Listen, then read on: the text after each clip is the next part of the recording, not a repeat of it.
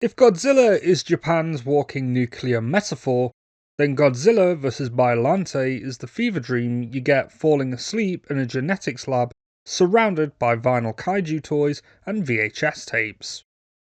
Released in 1989, sandwiched awkwardly between the Cold War's dying embers and the neo-glow of bubble-era Japan, this is the Godzilla movie that dared to ask, what if Godzilla fought a telepathic plant monster born from a woman's soul, a rose bush, and some stray dinosaur DNA? And honestly, that's not even the weird part. This isn't your granddad's Godzilla flick, and it's not even your older brother's edgy reboot. Godzilla vs. Biollante is the weird, beautiful, half-forgotten middle child of the Heisei era. The kind of film that plays like a kaiju opera mashed up with the Cold War spy thriller.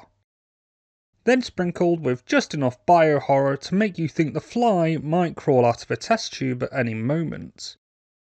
This film dropped 5 years after the return of Godzilla in 1984, which rebooted the franchise as a serious post-Hiroshima horror tale. So how do you follow up a film where Godzilla levels Tokyo like a walking doomsday clock? Apparently, with espionage, grief-fueled science experiments, and a 300-foot tall floral abomination that vomits acid and screeches like 1,000 dying orchids. But trust me, that scream, it's burned into my retina. Godzilla vs. Biollante takes a wild tonal swing, one that alienated some fans at the time, but has aged into something that feels surprisingly fresh, even bold. It's a monster movie that isn't afraid to get a little tragic, a little philosophical, and a little bizarre. And in a genre known for men in rubber suits, body slamming each other into model cities, that kind of ambition deserves more attention. What makes Biollante so special is that it just doesn't use science fiction as window dressing. It digs deep into questions of identity, grief, and the ethical limitations of human ambition.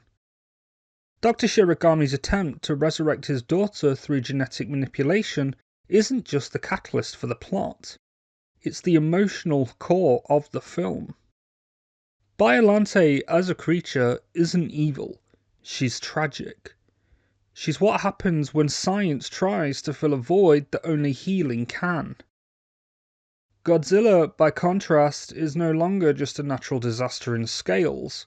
He's something ancient, inevitable, and maybe even annoyed that he has to show up and deal with this chlorophyll Frankenstein. But don't worry, this isn't just a kaiju therapy session. There are still exploding tanks, psychic girls, espionage shootouts, and some of the best practical effects Toho has ever put on screen. It's a movie that swings for the fences with the mutant vine whip and says, "You thought Mechagodzilla was wild? Hold my petri dish." So, whether you're a Godzilla purist or just someone who thinks Little Shop of Horrors needed more city destruction, you're in for something different.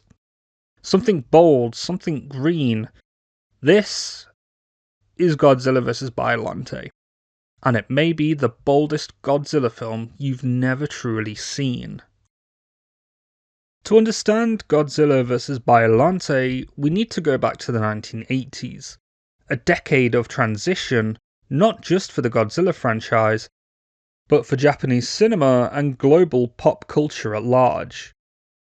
By 1984, Toho had successfully revived Godzilla with The Return of Godzilla, a direct sequel to the original 1954 film that ignored the later Showa-era entries.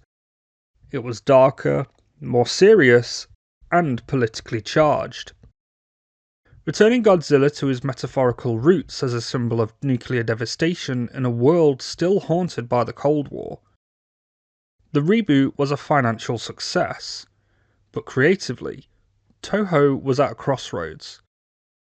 They had resurrected the King of the Monsters, but what now? The studio wanted something different for the sequel, something fresh, unpredictable, and more in step with the sci-fi anxieties of the late 20th century. Enter Godzilla vs. Biollante. The story's origin is one of the more unusual in the franchise's history. Toho held a public screenwriting contest. Out of thousands of entries, they chose a pitch by Shinichiro Kobayashi, a dentist and aspiring screenwriter. His idea? It was unorthodox, tragic, and emotionally rich. Nothing like the standard alien invasions or giant robot matchups fans were used to, and Toho said yes. What followed was a difficult and often experimental production. Director Kazuki Omori, brought in for his fresh take and background in medical science, layered Kobayashi's poetic concept with espionage subplots, genetic engineering, and psychic phenomena. The resulting script blends heartfelt tragedy with high-stakes international intrigue, and in doing so, it reflects a world on the brink of scientific revolution. In the 1980s, Japan was at the forefront of genetic research and biotechnology, and public fascination with cloning, DNA manipulation, and artificial life was running high. These themes are woven directly into the film's narrative, with Godzilla's very cells becoming a weapon to be stolen, replicated, or resurrected. Biollante's creation, part plant, part Godzilla, and part human, is the ultimate symbol of this thematic tension. She's not just a monster, she's a product of grief, ambition, and scientific overreach. Her existence forces characters, and by extension the audience, to confront the moral cost of playing God. She's Frankenstein's creature reborn in chlorophyll and kaiju scale. And with that foundation in place, we can now dive deeper, not just into the plot, but into the soul of this story.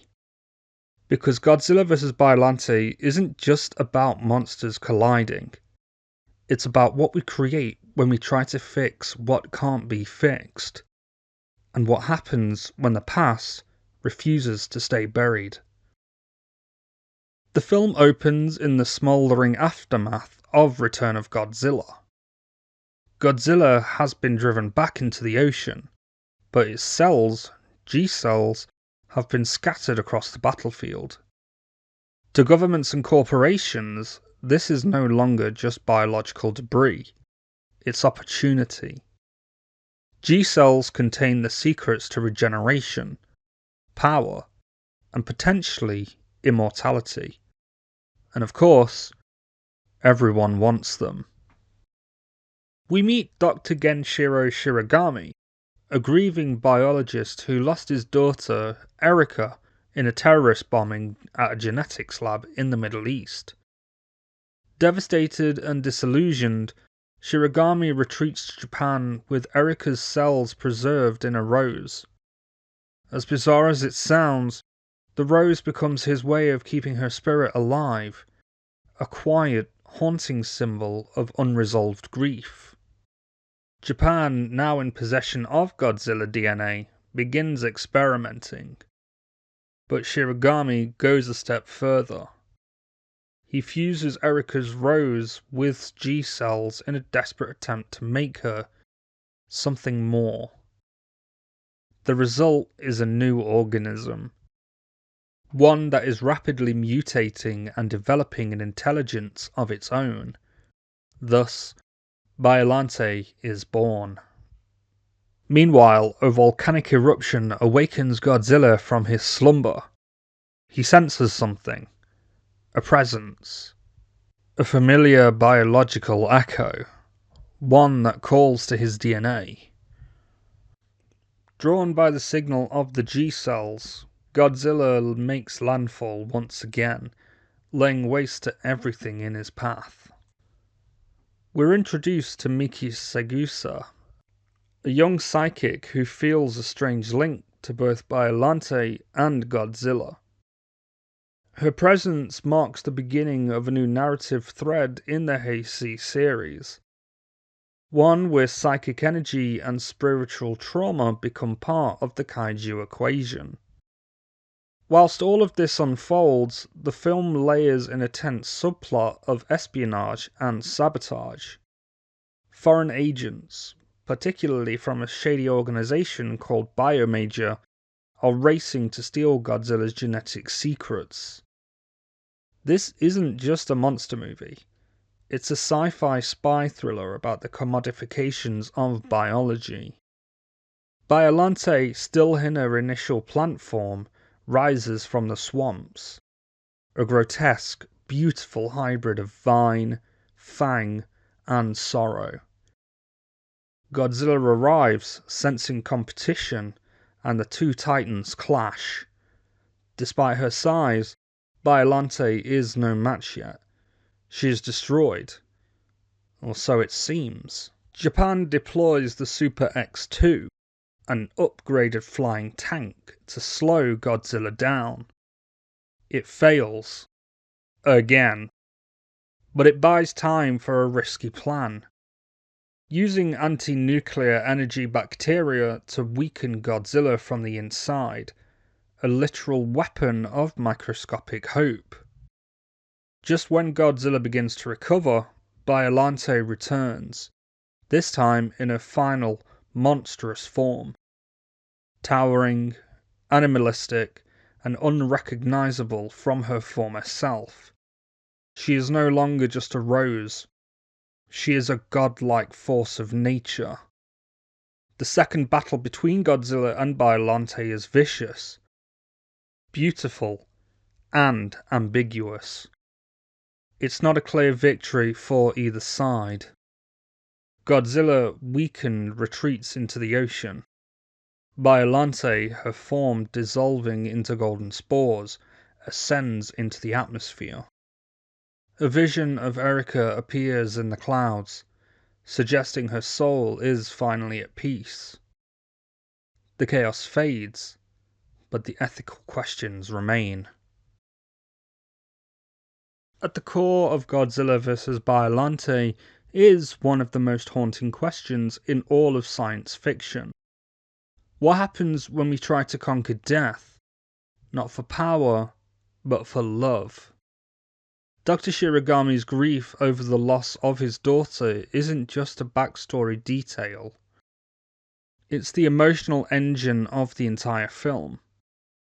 Biollante isn't born out of a desire for domination or profit. She's born from sorrow. She is a living monument to a father's refusal to let go. But the film never frames this as noble.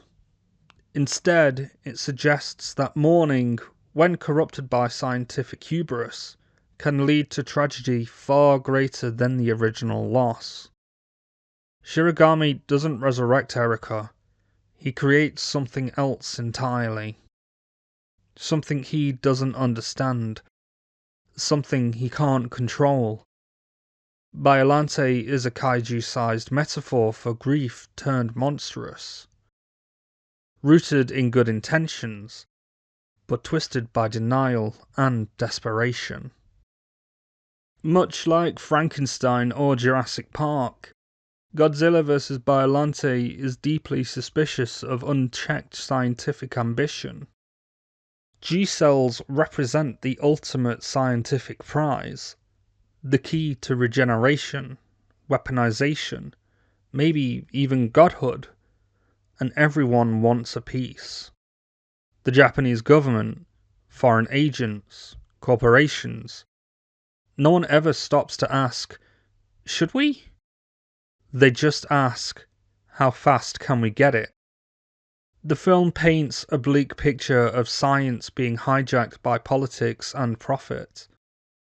From the anti-nuclear energy bacteria to the international biotech arms race, it's clear that technology in this world is really used for healing. It's used for leverage, for power, for revenge. The tragedy of Biollante isn't just her grotesque body. It's that she never had a chance to just be. In this story, Godzilla isn't a villain. He's a reaction, a consequence. a force summoned by human arrogance, drawn to his own genetic legacy like a phantom limb. Wherever people try to harness his DNA, he returns, not because he chooses to, but because he must. In many ways, Godzilla is no longer the metaphorical bomb from 1954. In this film, he's something even more terrifying. A symbol of natural law, of consequences we cannot escape. And what's striking is that this film never really suggests Godzilla can be defeated, only endured, delayed, or distracted. Even the anti-nuclear bacteria is a temporary solution. The real danger isn't the monster. It's our belief that we can control the monster's essence. Biollante herself is a rare thing in the Godzilla franchise. A monster that's not malevolent, but mournful. She doesn't attack cities. She doesn't crave power. She's drawn to Godzilla not to destroy, but to connect. Her final form, majestic, horrifying, and almost divine, feels more like a spirit than a creature. She's Gaia, twisted by grief, nature reshaped by man's meddling. Her upward ascension at the end, dispersing into glowing spores, feels symbolic, like a soul finally freed from its prison of roots and rage. In that moment, she transcends being a kaiju. She becomes an idea, that even in destruction, there is release, there is rest. Finally, there's Miki Sagusa, the psychic girl who senses both Godzilla and Biollante. Her presence is subtle, but essential. She represents a deeper, more emotional understanding of the monsters, an idea that will grow in future Heisei films. Through Miki, we're reminded that these creatures are not just threats. They're echoes of us. They carry pain, memory, and energy that extends beyond science. She doesn't fight them, she listens to them. And in a film so focused on science gone wrong, that act of listening feels revolutionary. For all of its philosophical weight and emotional complexity, Godzilla vs. Biollante is still, at the end of the day, a monster movie. And if there's one thing that sets it apart from its peers, it's the monster herself. Biollante isn't just a new kaiju. She's a logistical nightmare made flesh. And bringing her to life was one of the most ambitious special effects challenges Toho had ever attempted. The design alone was unprecedented. Unlike the more humanoid silhouettes of past Godzilla foes like King Ghidorah or Mechagodzilla, Biollante is sprawling, amorphous, and plant-based. In her first form, she's a giant rose with gaping jaws, writhing vines, and sap oozing from her petals. In her final form, she becomes a towering, all-consuming creature with crocodilian features, tusks, and a mass of writhing tendrils, all while still vaguely resembling a rose that's been through a nightmare. She looks like something out of a horror film more than a traditional kaiju flick, and that's very much by design. To realise this vision, Toho didn't just scale up their usual suitmation tricks. They pushed their practical effects team to the brink. Biollante's final form was an enormous animatronic puppet, rumoured to weigh several tons and requiring more than a dozen puppeteers to operate. Her movements were controlled with a combination of wires, hydraulics, and air pressure systems. Each of her many vines had to move independently, lash out at the right moment, and recoil in sync with Godzilla's attacks. It was, quite literally, a performance that required a small army. The production team built the Biollante suit on a massive rotating platform that allowed them to simulate her swaying plant-like movements and adjust camera angles to match. The vines, arguably the most dynamic and terrifying part of her design, were handled with cranes, pulleys, and some good old-fashioned elbow grease. Every shot of her snarling, writhing, or roaring was a minor miracle of coordination. There were days when scenes took hours just to set up due to the complexity of her mechanisms. And the crew didn't just have to make her look good, they had to make her interact with Godzilla.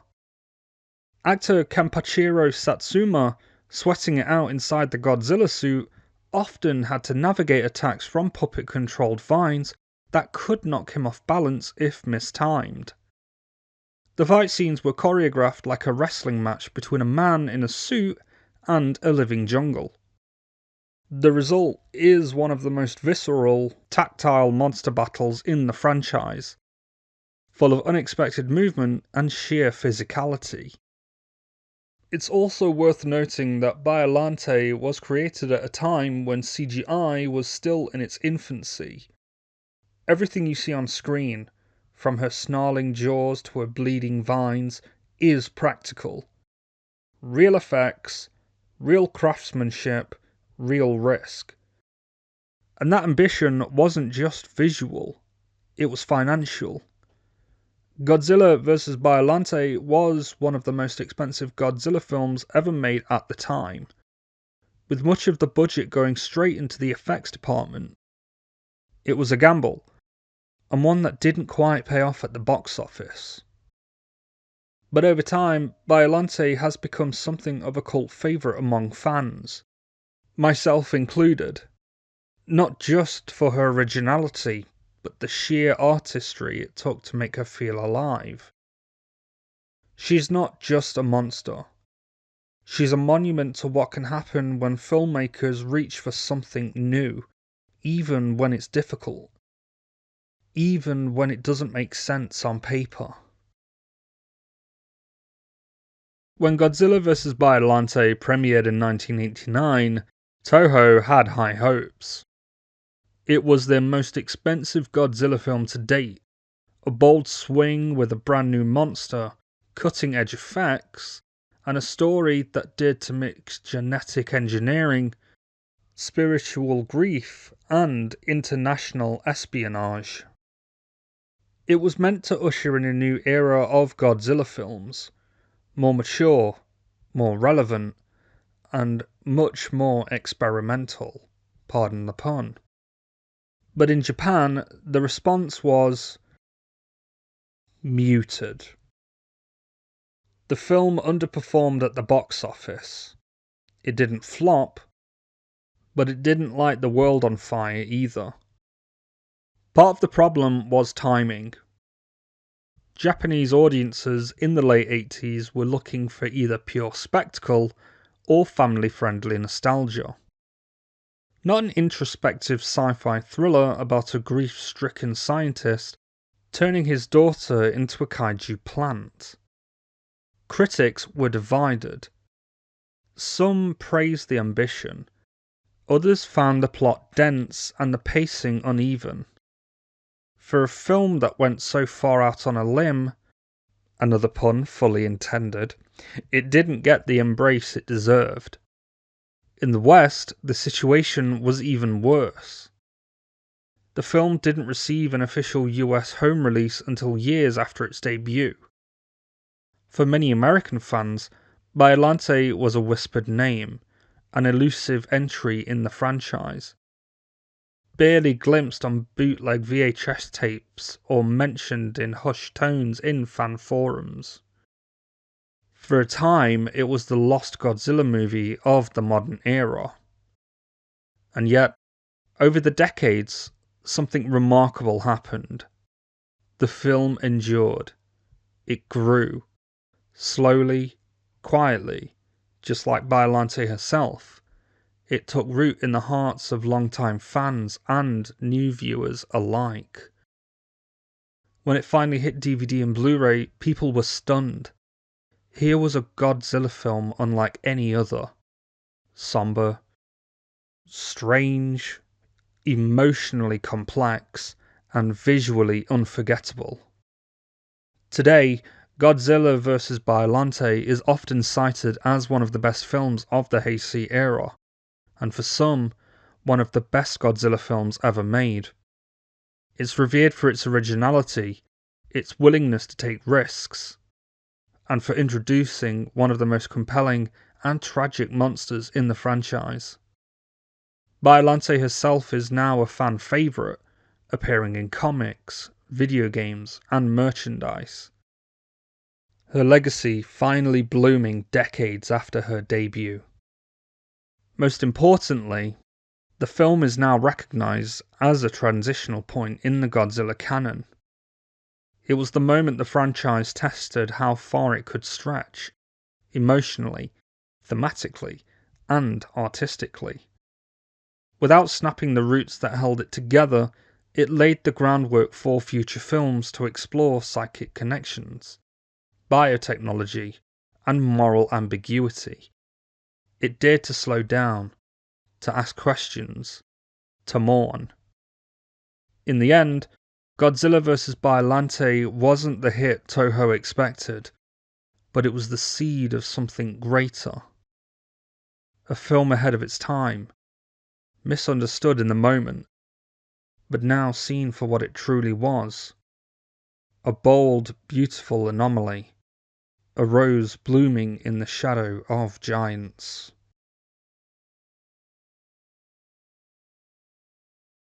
Godzilla vs. Biollante is many things.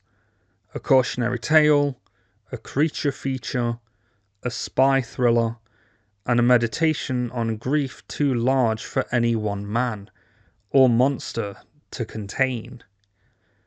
It's a film that dared to give its monster a soul, its science a conscience, and its violence a consequence. It didn't just ask what happens when we tamper with nature. It asked what happens when we tamper with memory, with mourning, with the quiet pain that never really leaves. Biollante may not have screamed fan favourite on paper, but on screen she's unforgettable. Part ghost, part god, part garden. She's one of the most original kaiju designs ever put to film. And her very existence proves that the Godzilla franchise is capable of more than city-stomping spectacle. It can be thoughtful, it can be strange, it can be sad, and it can still be beautiful. This film may have bloomed in silence when it first arrived, but decades later, it stands tall among giants, not just as a cult classic, but as a brave, beating heart in the body of this long-running series. It reminds us that sometimes the monsters we create aren't evil. They're just misunderstood reflections of what we've lost. So here's to the film that wasn't afraid to be quiet in a franchise built on noise. Here's to the rose that roared.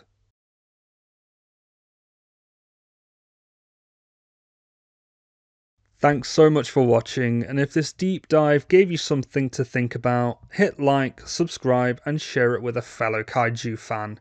There's so much more to Godzilla than meets the eye. I'm Nerdy Boy J. Stay curious, stay weird, and never forget, even the loudest roars sometimes come from the quietest heartbreaks. Take care.